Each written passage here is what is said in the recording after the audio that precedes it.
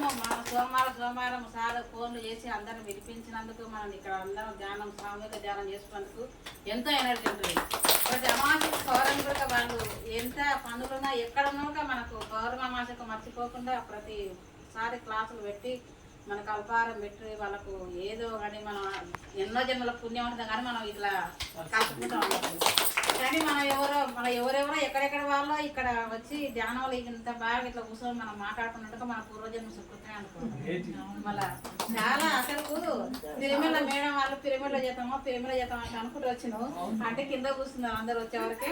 కానీ నిజంగానే వచ్చే వరకు బాడీ ఎంత యాక్టివ్ అయినా అంత యాక్టివ్ అయినా పైన పిరమిడ్ ఉన్నా కింద ఇల్లున్నా మనకు శక్తి ఉంటుంది అన్నట్లు ఎనర్జీ.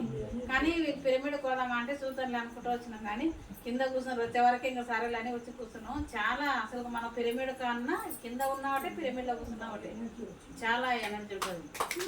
కానీ ఈ సామూహిక ధ్యానము సోమవారము పౌర్ణమి ధ్యానము రెండు కలిసి వచ్చినండి. సోమవారం శివునికి ఇష్టమైనది, శివుని కూడా ధ్యానమే చేసిండు కదా.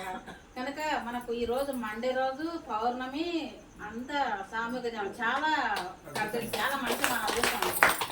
కనుక నేను కూడా అనుకున్నా ఉదయమే ధ్యానంలో కూర్చున్నా ఎత్తలేదు ఫోను. సార్ వాళ్ళు రేపు పెడతారా ఈ రోజు పెడతారా అనుకున్నాం. రేపు మంగళవారం కానీ నయం సోమవారం కలిసి వచ్చింది మంచి ఈ రోజే పెడతాం అంటే సరేలే అనుకున్నాము. చాలా అసలు మంచి